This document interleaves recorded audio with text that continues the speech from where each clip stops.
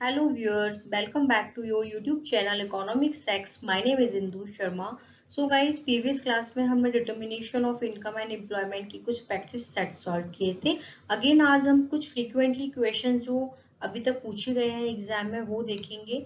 किस तरीके से क्वेश्चंस पूछे जाते हैं और किस तरीके से उनको हमें लिखना है. आंसर राइटिंग क्या होनी चाहिए, क्वेश्चन का पैटर्न है तो कितने लेवल तक हमें लिखना है, क्या पैटर्न रहेगा लिखने का, तो वो सारी चीजें हम इन क्वेश्चंस में देखेंगे. स्टार्ट करते हैं. First question. An assessment of aggregate demand during the year suggested that the shock to consumption is served and it will take quite some time to mend and regain the pre-COVID-19 momentum, RBI report said. ये एक newspaper headline थी और उससे related ये question बना था. ठीक है, इकोनॉमिक्स टाइम्स न्यूज़पेपर. अब होता क्या है कि इसमें पूछा गया है कि एग्रीगेट डिमांड क्या है. ठीक है, इस क्वेश्चन में एंड उसके कंपोनेंट्स क्या होंगे. क्वेश्चंस में क्या पूछा गया है, aggregate demand and its component. तो व्हाट इज से aggregate demand. Aggregate demand refers to the total value of final goods and services demanded in an economy in a year, which means total demand of particular goods and services. That's called aggregate demand. And इसके component क्या है वो हम लिखेंगे. First, consumption, investment expenditure, government expenditure and net export minus import. So consumption spending यानी कि consumption spending किससे related हो गया कि individual and household. ठीक है, कौन करता है, इंडिविजुअल एंड हाउस होल्ड. और इसके अंदर वो आता है जो household are able and willing to buy, यानी कि वो एबिलिटी रखता हो परचेज करने की और केपेबिलिटी रखता हो गुड्स को परचेज करने की. ठीक है, it's depends on सर्वल factor, disposal income, per capita income, consumption expectations of future, economic condition, ये सब आते हैं कंजम्पशन स्पेंडिंग में. तो बेसिकली इन कंपोनेंट्स को हमें डिटेल्ड में एक्सप्लेन करना है. इन्वेस्टमेंट एक्सपेंडिचर में हो जाएगा कि जो भी न्यू मशीनरी परचेज की जाती है ताकि हमारा जो कैपिटल असेस्ट है वो एड ऑन होता जाए. ठीक है, इन्वेस्टमेंट करना फॉर अ लॉन्ग टर्म के लिए. इसमें बेसिकली डिपेंड करता है रेट ऑफ इंटरेस्ट पे. अगर रेट ऑफ इंटरेस्ट कम है तो बेसिकली फर्म है जो वो क्या करेंगी, इन्वेस्ट करेंगी.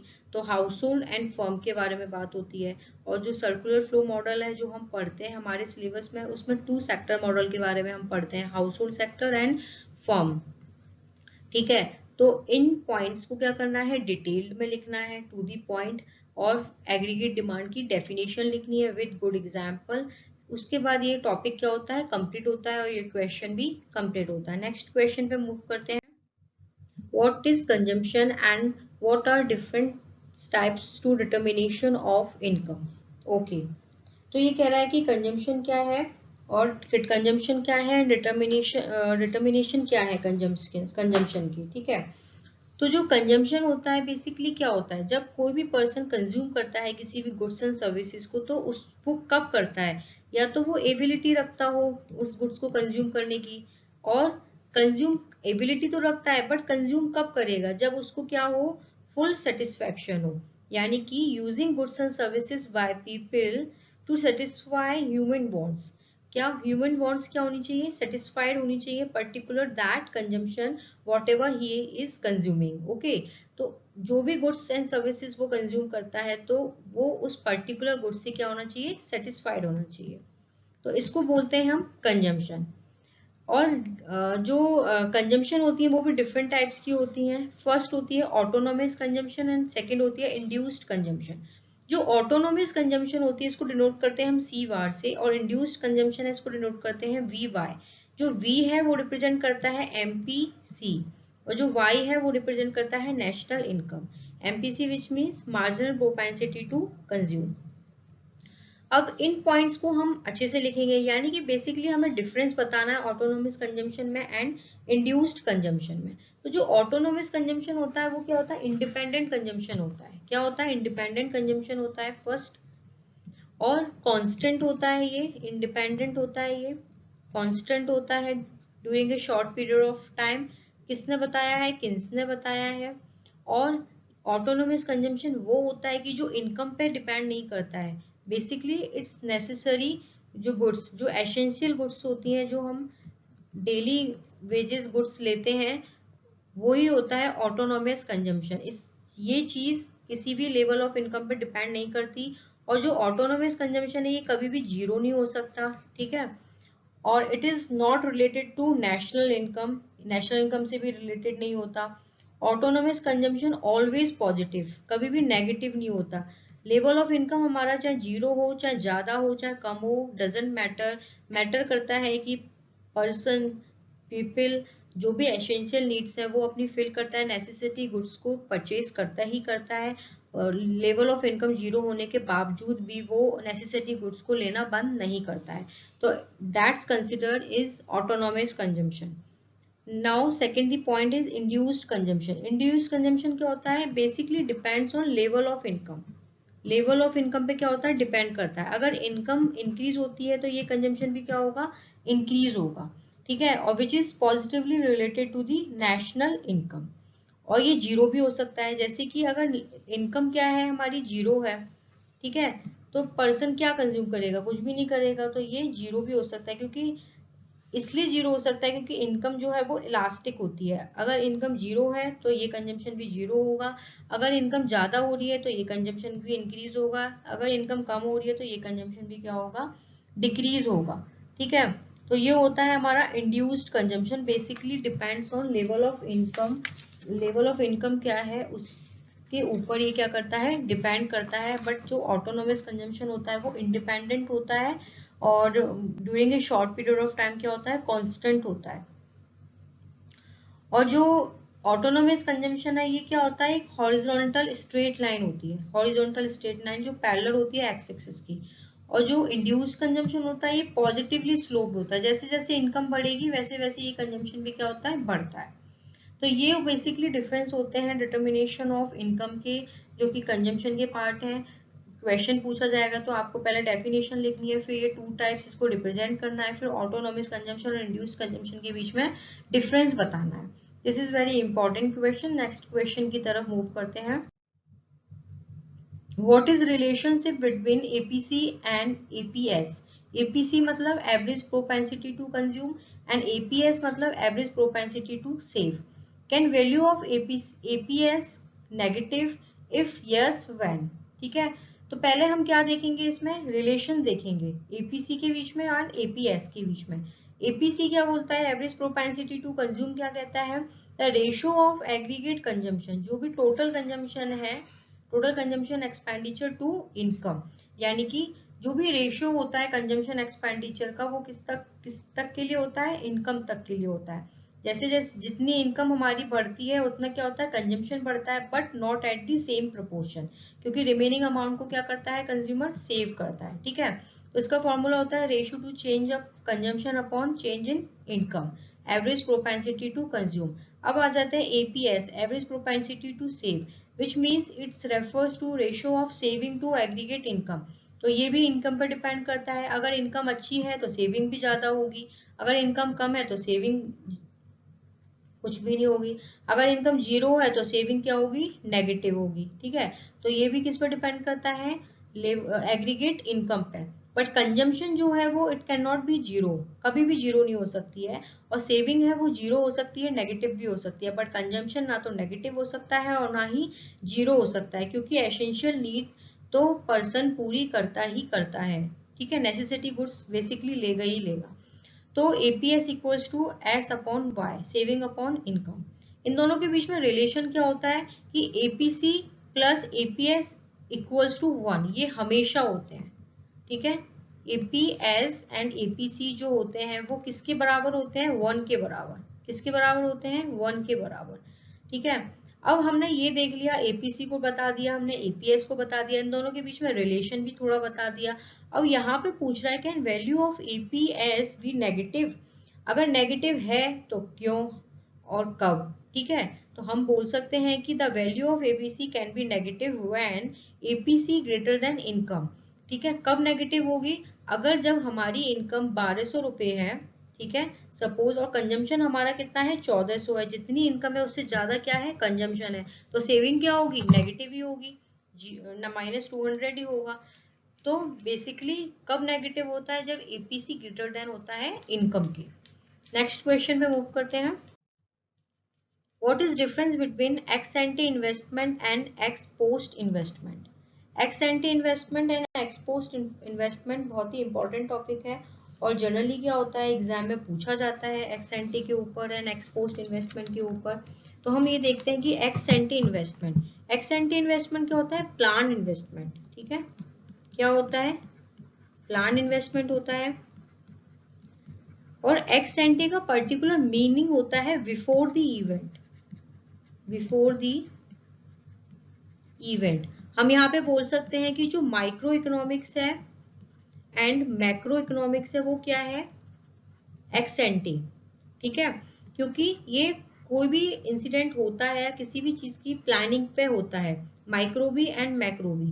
तो ये क्या हो गया, प्लान इन्वेस्टमेंट। और ये कब इन्वेस्टमेंट होता है, at the different level of income, at the different level of income.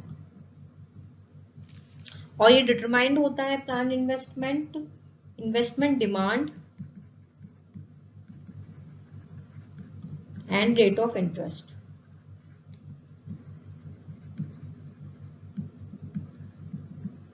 ठीक है, एक्स एंटी मतलब क्या होता है, before the event. Micro macro को हम बोल सकते हैं that's called plan investment. And कोई भी इन्वेस्टमेंट होना किसके बेस पे, प्लानिंग के बेस पे, जो पहले से प्रीवियस प्लानिंग की जाती है उसके बेहाफ में क्या आता है, एक्स एंटी आता है। और एक्स पोस्ट आता है। एक्स पोस्ट इन्वेस्टमेंट क्या होता है, आफ्टर द इवेंट। ठीक है, इसी को बोलते हैं हम एक्चुअल इन्वेस्टमेंट। इसको ये होता है आफ्टर द इवेंट। और इसको हम बोल सकते हैं कि इंडियन इकोनॉमिक्स क्या है, इंडियन इकोनॉमी जो है वो क्या है, एक्सपोस्ट है। स्टैटिस्टिक्स क्या है, एक्सपोस्ट है, क्योंकि इसमें डेटा कलेक्ट किया जाता है उसके बाद डिसीजन लिया जाता है। इंडियन इकोनॉमी में भी सेम, ये प्लानिंग प्लॉटिंग नहीं होती है, पहले डिसीजन लिए जाते हैं, कोई भी इवेंट होता है उसके बाद ही क्या होता है, वो इकोनॉमी में कन्वर्ट होता है। ठीक है, जैसे कि अभी कोरोना हुआ था, तो कोरोना पहले हो गया, यानी कि इवेंट पहले हो गया, उसके बाद इकोनॉमी में हमने पढ़ा कि कितना डेटा बना, कितने लोग मरे, कितने क्या हॉस्पिटल फैसिलिटीज दी गई, क्या मेडिकल फैसिलिटीज दी गई। तो that's called after the event, मतलब कोई भी चीज होने के बाद। तो ये हो गया एक्सपोस्ट इन्वेस्टमेंट। एक्सपोस्ट इन्वेस्टमेंट को ही हम बोलते हैं एक्चुअल इन्वेस्टमेंट। क्या बोलते हैं, एक्चुअल इन्वेस्टमेंट, जिसमें प्लानिंग प्लस नॉन प्लानिंग, जो भी हमने प्लान करके इन्वेस्ट किया है वो, और जो भी हमने विदाउट प्लान इन्वेस्ट करना है, यानी कि हमें आफ्टर द इवेंट जो भी डिसीजंस लेने हैं, उन दोनों का जो टोटल होता है उसी को बोलते हैं हम एक्स पोस्ट इन्वेस्टमेंट। इसी को बोलते हैं हम actual investment, x post investment.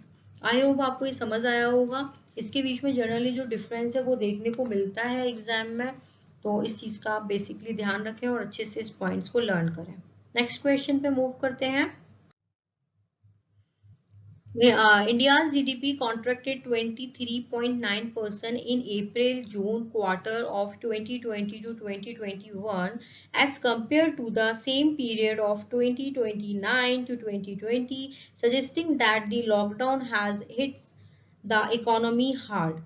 तो ये बेसिकली बता रहा है कि जीडीपी पहले कितना था, इतना था, ठीक है, बट कंपेयर किया गया इस ईयर के साथ, तो जीडीपी का क्या रेशो रहा होगा, और किस तरीके से जो जीडीपी है वो लॉकडाउन के टाइम पे हिट किया गया इकोनॉमी को। ठीक है, तो बेसिकली ये जो पॉइंट है ये हमारा बता रहा है कि एग्रीगेट डिमांड जो है वो कम है एग्रीगेट सप्लाई से।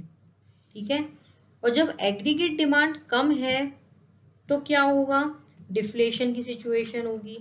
ठीक है, डिमांड कम है तो डिफ्लेशन सिचुएशन होगी, तो आउटपुट भी हमारा क्या होगा, कम होगा। आउटपुट कम होगा तो एम्प्लॉयमेंट भी कम होगा। ठीक है, तो एग्रीगेट यानी कि total demand of particular goods जो है वो लेस देन है किससे, टोटल प्रोडक्शन से। तो इस चीज को कम करने के लिए कुछ फिस्कल मेजर्स हैं जो गवर्नमेंट करती है, गवर्नमेंट क्या करती है कि जो टैक्सेस हैं उनको क्या करती है, डिक्रीज कर देती है। जब टैक्सेस डिक्रीज करेगी तो क्या होगी, जनरल पब्लिक है वो ज्यादा से ज्यादा डिमांड करेगी मार्केट में। कब तक करेगी, जब तक एग्रीगेट डिमांड जो है वो एग्रीगेट सप्लाई की क्या ना हो जाए, इक्वल ना हो जाए। और गवर्नमेंट एक्सपेंडिचर है उसको क्या करेगी, इंक्रीज कर देगी, यानी कि गवर्नमेंट स्पेंड करेगी, एक्सपेंडिचर करेगी, उसको इंक्रीज कर देगी। तब भी जनरल पब्लिक के हाथ में क्या आ जाएगा कि वो अपना आराम से एक्सपेंडिचर कर सकते हैं, डिमांड करेंगे मार्केट में पर्टिकुलर गुड्स एंड सर्विसेज की। तो इससे क्या होगा, एग्रीगेट डिमांड है वो इंक्रीज होगा, और तब तक होगा जब तक ये दोनों क्या ना हो जाए, बराबर ना हो जाए। तो ये पॉइंट इस तरीके से क्या होता है कि इकोनॉमिक्स हेडलाइंस जो होती है उनसे रिलेटेड इस तरीके से जो क्वेश्चंस हैं वो पूछे जाते हैं, ठीक है। तो हमें बेसिकली न्यूज बेस्ड भी क्वेश्चन को अच्छे से समझना होगा कि इसमें पूछा क्या है और आंसर कैसे करना है। ये सिर्फ कंफ्यूज करने के लिए दिए जाते हैं क्वेश्चन, बट बेसिकली अगर जिसने कॉन्सेप्ट पढ़ा होगा तो वो क्लियर होगा कि ये पूछ क्या रहा है, ठीक है। तो ये बेसिकली क्वेश्चन है कि जब एग्रीगेट डिमांड एग्रीगेट सप्लाई से कम होती है तो फिस्कल मेजर्स क्या होते हैं, ठीक है। तो ये क्वेश्चन इस तरीके से। नेक्स्ट क्वेश्चन पे मूव करते हैं। If it is planned to increase national income by 1000 crore, and how much increase in investment is required to achieve this goal? Assume that marginal propensity to consume 0.6. Calculate. तो हमें ये निकालना है कि मैंने ये पहले ही बताया था कि प्रैक्टिकल क्वेश्चन में हमें ये देखना है कि पूछा क्या है फर्स्ट, सेकंड हमें गिवन क्या है, और थर्ड इसमें क्या फॉर्मूला हमें पुट करना है। इन 3 पॉइंट के बेस्ड पे हम एक क्वेश्चन की थीम को समझ सकते हैं और अच्छे से उसको सॉल्व कर सकते हैं। So now the question is asked how much increase in investment is required. कितना इन्वेस्टमेंट की रिक्वायर्ड है किस चीज के लिए, गोल को अचीव करने के लिए, ठीक है। और हमने अज्यूम किया यानी कि अज्यूम किया है कि मार्जिनल प्रोपेंसिटी टू कंज्यूम यानी कि एमपीसी जो है वो 0.6 है जो गिवन है। ओके तो हमें क्या निकालना है, इंक्रीज इन इन्वेस्टमेंट। तो हम पहले ये देखेंगे कि एमपीसी से के की वैल्यू क्या आती है, के मतलब मल्टीप्लायर। तो एमपीसी इक्वल टू 0.6, तो के इक्वल्स टू क्या होता है 1/1 माइनस एमपीसी। ये मैंने प्रीवियस वीडियो में भी आपको ये फॉर्मूलाज बताए थे एंड इससे रिलेटेड क्वेश्चंस भी करवाए थे। तो 1/1 माइनस 0.6 तो आता है 2.5, ठीक है।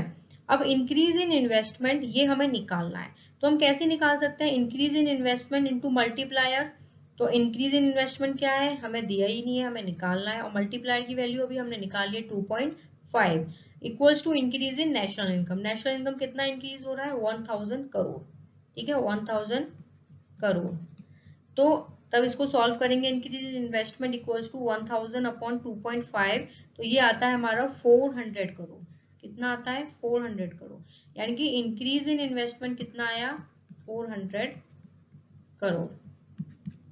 आई होप आपको ये पॉइंट अच्छे से क्लियर हुआ होगा और ये क्वेश्चन भी समझ आया होगा। तो इस तरीके से क्वेश्चंस पूछे जाते हैं पेपर में। नेक्स्ट क्वेश्चन की तरफ मूव करते हैं।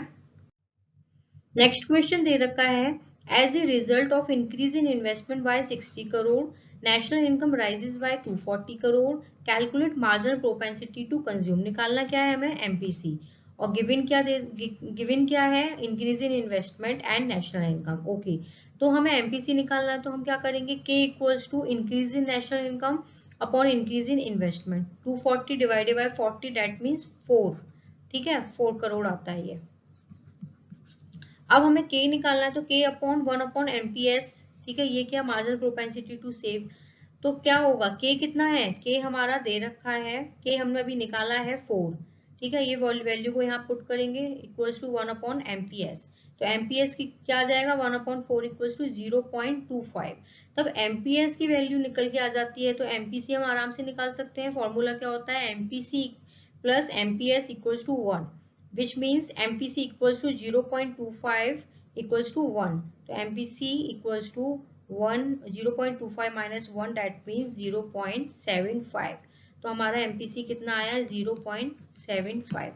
तो इस तरीके से भी क्वेश्चन पूछे जाते हैं कि इंक्रीज इन नेशनल इनकम दे रखा है तो मार्जिनल प्रोपेंसिटी कंज्यूम निकालो या MPS निकालो, या समटाइम्स क्वेश्चन में पूछा जाता है कि नेशनल इनकम निकालो। इस तरीके से आपको सारा डेटा दिया होता है। तो ये क्वेश्चंस बहुत इंपॉर्टेंट हैं जो मेरे को लगे कि बेसिकली इस तरीके से क्वेश्चन पूछे जाते हैं। तो मैंने वो आपको प्रोवाइड किए हैं। सो आई होप आपको पसंद आए होंगे। So do like, subscribe and share my channel. And मेरा जो टेलीग्राम चैनल है वो मैंने आपको बताया ही था कि इकोनॉमिक्स एक्स, इस पे आप कोई भी क्वेरी हो तो वो पूछ सकते हैं, और कुछ भी आपको जानना है तो वो मैं इस पे अपडेट करती हूँ। इकोनॉमिक्स एक्स टेलीग्राम चैनल, वहाँ पे आप जाके ज्वाइन कर सकते हो। So guys, thank you so much.